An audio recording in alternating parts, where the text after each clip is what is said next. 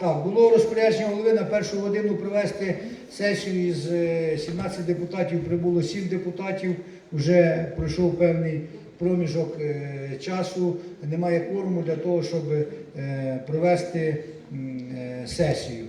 Маємо про проведення пленарного засідання буде додаткове розпорядження голови і повідомлено.